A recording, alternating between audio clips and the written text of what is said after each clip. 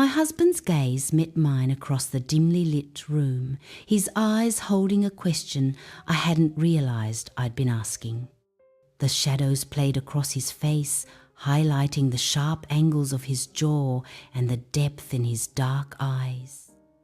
Outside, rain tapped gently against the windows, creating a rhythm that matched my heartbeat.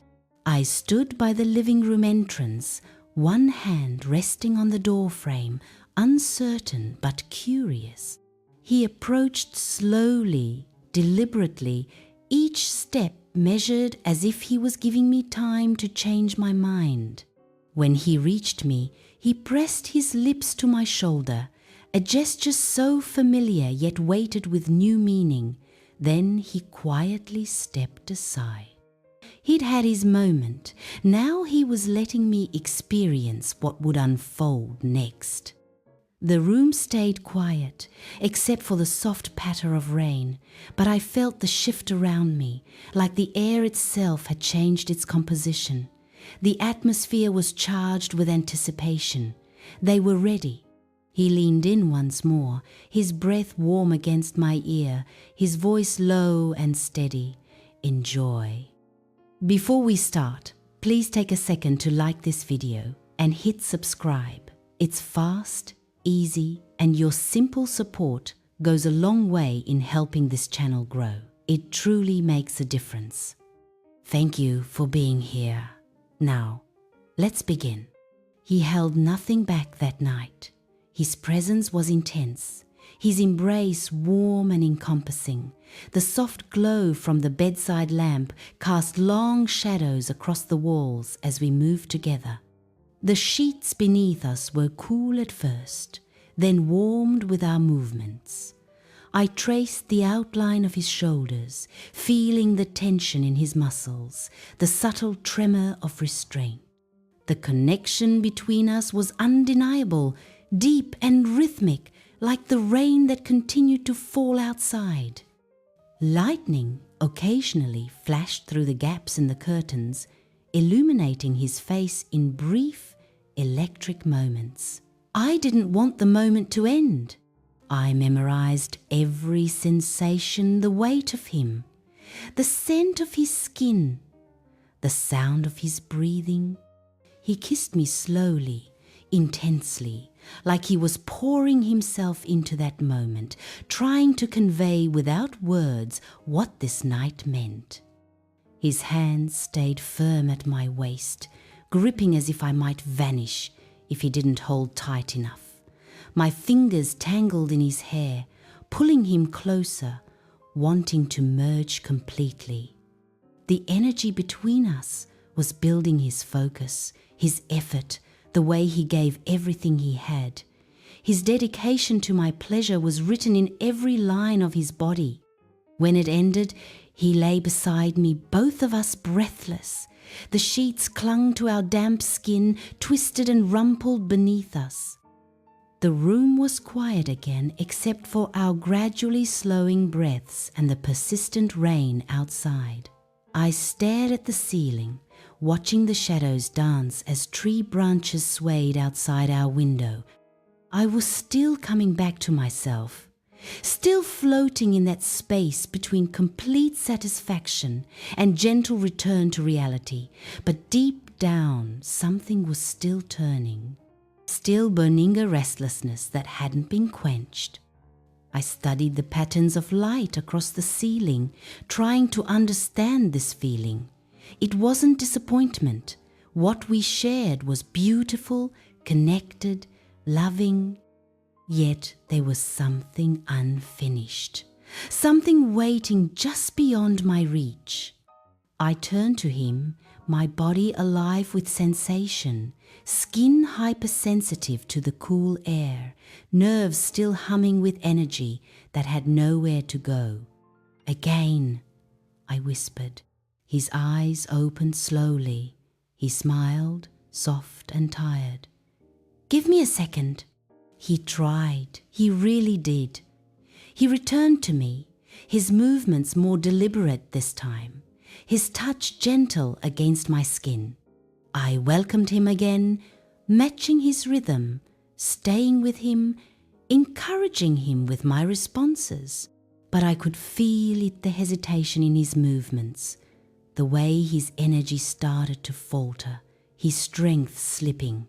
Still, I held him close, kissed his face, his jaw.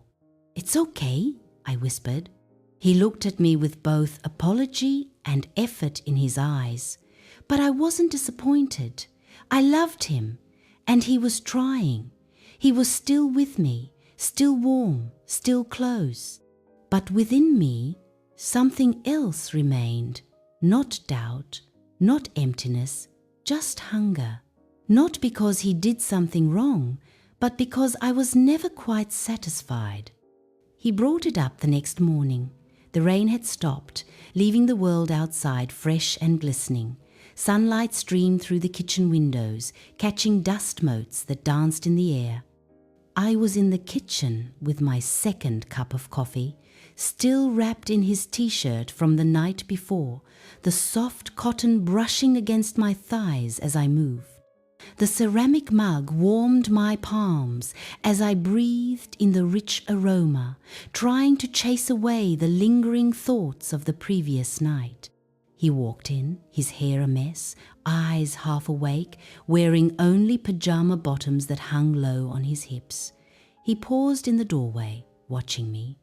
Despite his disheveled appearance, there was something focused in his expression, something unfinished and deliberate that made me pause mid-sip.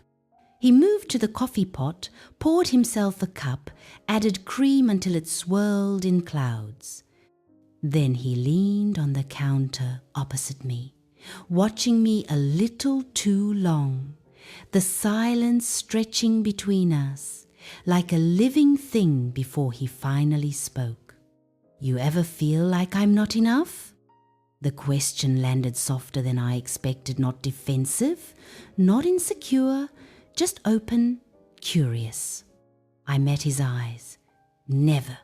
He nodded slowly. "But you're still hungry after. I can feel it, see it." I didn't answer right away, just held the rim of the mug warm between my hands. "It's not about you," I said eventually. "You give me everything. I feel that.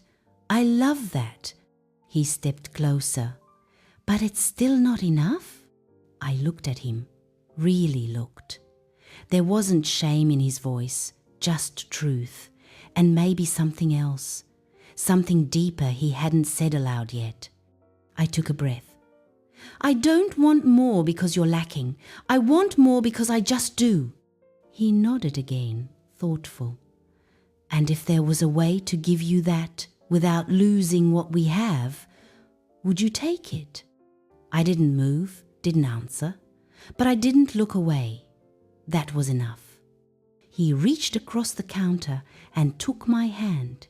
His fingers curled gently around mine, and even though he didn't say it, I felt it.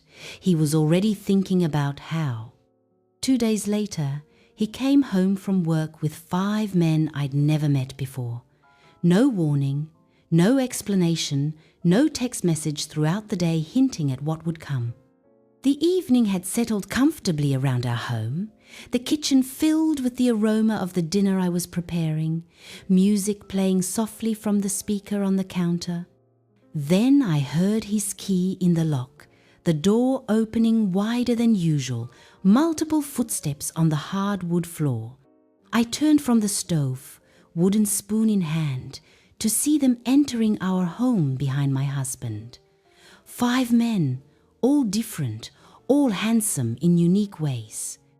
The first was tall with dark hair and confident eyes that took in the room with a single glance.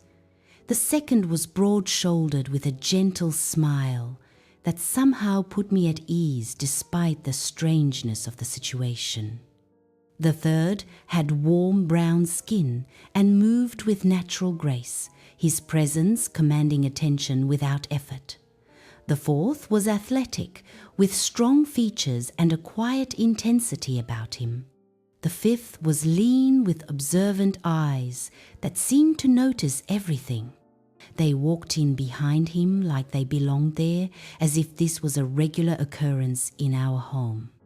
Each smiled politely, nodding as they slipped off their shoes by the door, their jackets already half unbuttoned, as if they knew they would be staying. My husband closed the door behind them, his eyes finding mine across the room, watching my reaction carefully. I stood in the kitchen, still holding a half-chopped onion. Dinner's not ready yet," I said. "That's okay," he replied, setting his keys down. "They're not here for dinner." The 5 men sat around the table casually, like they'd done it 100 times before. They didn't talk much, just small comments work, traffic, something on the news. But I felt it the way their eyes kept finding me, not in a rude way, not even bold, just watchful. He opened a bottle of wine, poured a glass, brought it to me. "You okay?" he asked. I nodded, but it came out late.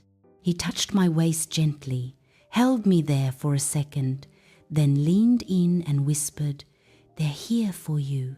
I barely had time to react. The words were still hanging in the air. "They're here for you," when my husband stepped in and embraced me. Not a soft embrace, not hesitant. It was full, anchored, like he needed me to feel him before anything else could happen. The 5 men didn't speak. They remained across the room, spread out along the far wall past the open kitchen. The low light caught their faces, curious, focused, unreadable. Their eyes never left me.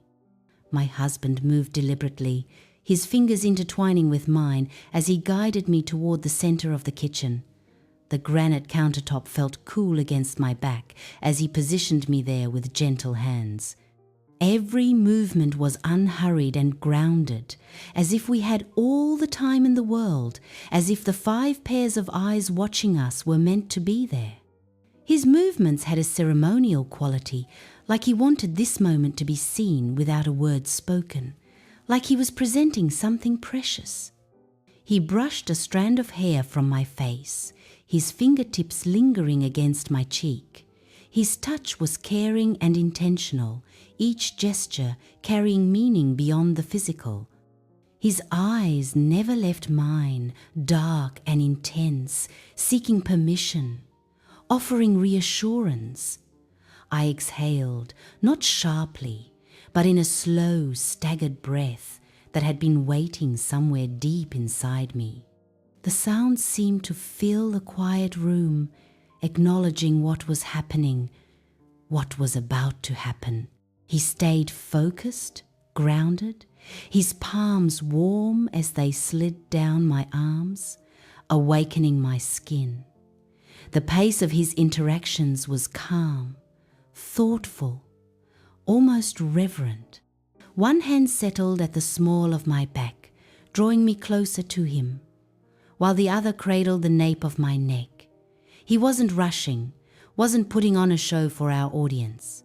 His movements weren't performative or exaggerated. There was something honest in the way he moved, like he was trying to speak through his presence alone, conveying the depth of what this meant to him, to us. His lips brushed my forehead, my temple, the corner of my mouth, building anticipation with each gentle touch. I braced myself, finding support behind me. Each moment pulled me deeper into stillness. I wasn't being held, I was being witnessed. Across the room, no one moved, but I could feel their eyes.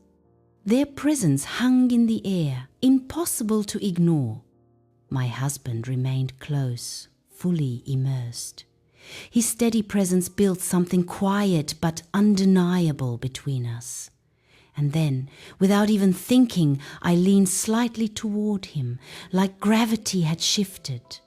When he finally stepped back, he moved slowly, his touch lingering from my hands to my arms. He helped me turn gently, guiding me. My body followed his lead. my breath steady but shallow. That's when I saw them, the 5 men, no longer still. They adjusted in their seats, postures shifting. There was no rush, no need for words. The energy in the room had shifted, focused, intentional, quiet in its weight. The first one approached without a word.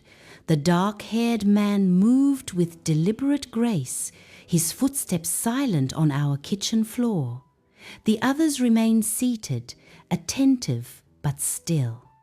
He wore a simple dark shirt that accentuated his broad shoulders, sleeves rolled up to reveal strong forearms.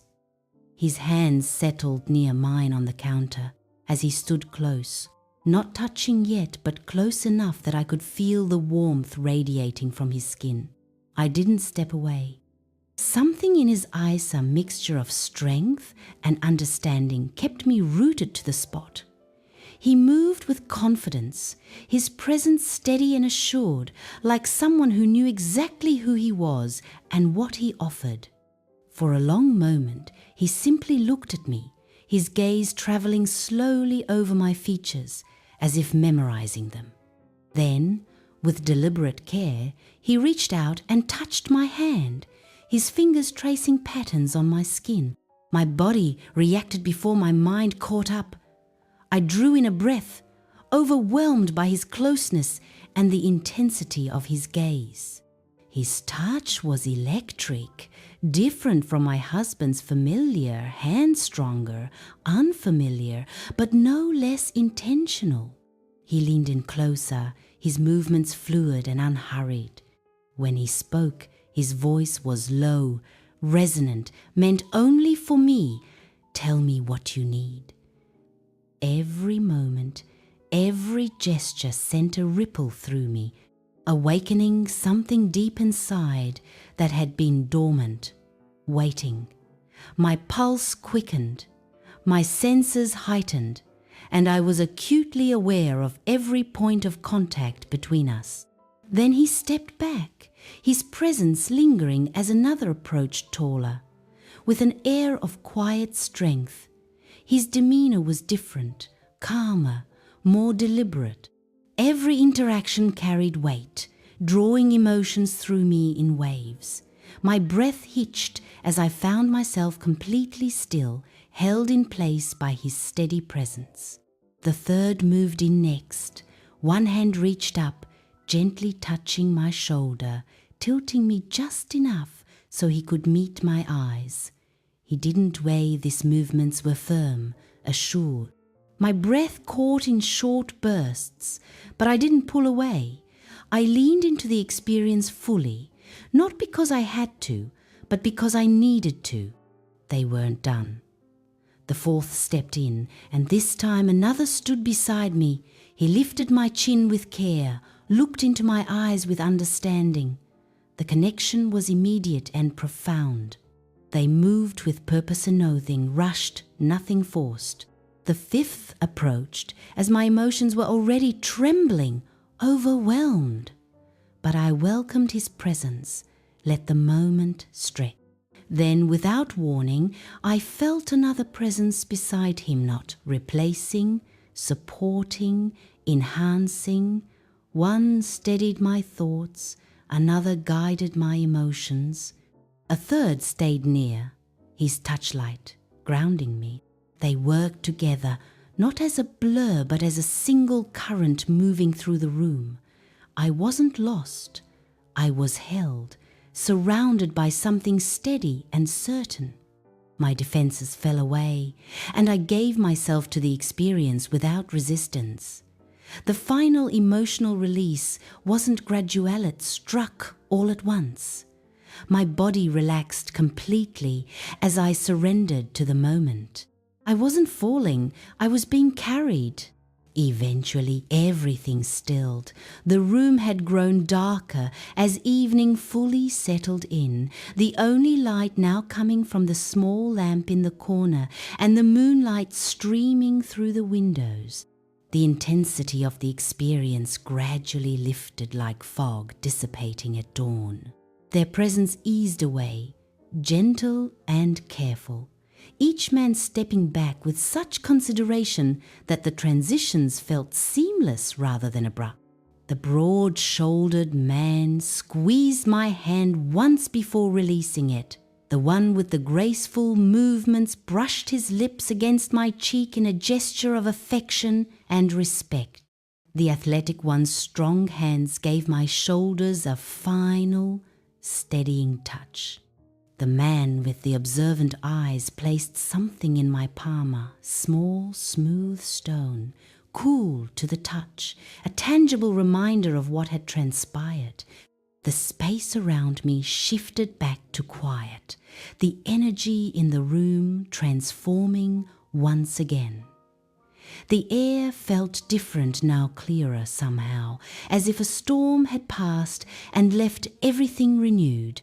My skin tingled with the memory of their touches, each distinct yet harmonious. I stayed there, leaning against the counter for support, eyes closed, breath uneven but gradually steadying. My heart rate slowed from its frantic pace to something deeper, more measured. Everything inside me was humming, nerves, thoughts, emotions, all vibrating at a frequency that felt both foreign and deeply familiar, as if I'd found a part of myself that had always existed but remained undiscovered until now. I felt open, receptive, vulnerable in a way that brought strength rather than weakness. I felt full, complete, like pieces had been returned to me that I hadn't known were missing. And finally, after so long searching for something I couldn't name, I felt at peace. Then I looked up. My husband was still there, across the room, exactly where he had been throughout the entire experience. He hadn't moved, hadn't intervened, just watched with unwavering attention. His posture was relaxed yet alert, one shoulder leaning against the wall, hands loosely at his sides. In the dim light, his face was half in shadow, but his eyes were clear and focused, locked to mine across the space that separated us. His expression wasn't what many might expect. There was no jealousy, no possessiveness, no regret or uncertainty. Instead, what I saw reflected in his features was pure, undiluted awe, wonder even, pride perhaps, love definitely. His lips curved into a small, knowing smile as our gazes held a private communication that needed no words. In that moment, I understood completely what this gift had cost him, what it had given him, what it meant to both of us. The 5 women began gathering their things quietly, exchanging soft words I couldn't quite hear. They moved with the same grace with which they had arrived, putting on their jackets, slipping into their shoes. Each gave me a final glance acknowledgement, respect, completion. My husband nodded to them as they passed, a silent thank you that seemed to encompass far more than could be expressed aloud. The door closed behind them with a soft click, and we were alone again. And me? I stood straighter now, more present in my body than I had been in years. The restlessness that had plagued me for so long was gone. The constant reaching for something unnamed had ceased. The hunger that had never quite been satisfied was finally, blissfully quiet. I wasn't lacking anymore. I wasn't seeking. I wasn't incomplete. I was whole. I was myself. I was complete. Not every partner is willing to let someone else help fulfill their loved one's needs. It requires a profound level of security in oneself and in the relationship. It demands the ability to separate physical satisfaction from emotional connection, to understand that sometimes what we need as humans is complex and multifaceted. It requires moving beyond jealousy and possession into a space of genuine care for another's fulfillment. It asks us to redefine what intimacy means, what commitment looks like, what love can encompass. But some do make this journey. Some partners recognize that true love sometimes means stepping aside, creating space, allowing for experiences they cannot provide themselves. And when done with care, with communication, with boundaries and respected, changes their relationship forever. Not by diminishing what they have together, but by deepening it, by adding layers of trust and understanding that might otherwise never have developed. In the weeks that followed, my husband and I found ourselves closer than before. The experience had removed barriers between us that we hadn't known existed. We talked more openly, touched more freely, understood each other more completely. What could have created distance instead created connection? What could have threatened instead strengthened? What could have ended instead renewed? So tell me, if it meant giving her what she needed, truly needed, would you allow others into your sacred space? Would you have the courage to recognize when your love alone, however deep and true, might not be enough? Would you be secure enough in yourself and in your bond to temporarily step aside? I'm genuinely curious to hear your thoughts in the comments. This isn't about right or wrong. There is no universal answer, but about understanding the complex nature of human relationships and needs. Before you leave, please like, subscribe, and click the bell icon to support the channel, and make sure you don't miss what's coming next. Thanks for watching. See you soon.